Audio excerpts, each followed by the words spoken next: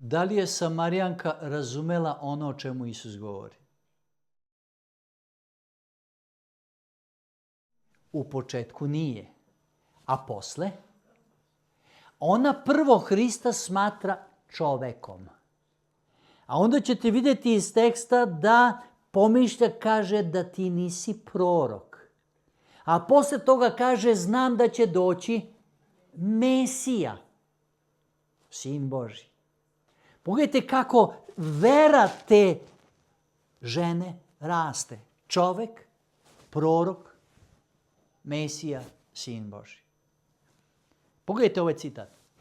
Knjiga Čežnja vekova. Ljudi su svuda nezadovoljni. Oni čeznu za nečim što će zadovoljiti potrebu duše. Samo jedan može ispuniti ovu želju. On koji otkriva duši njene potrebe, čeka da utoli i njenu glad i žeđ. Ko je to?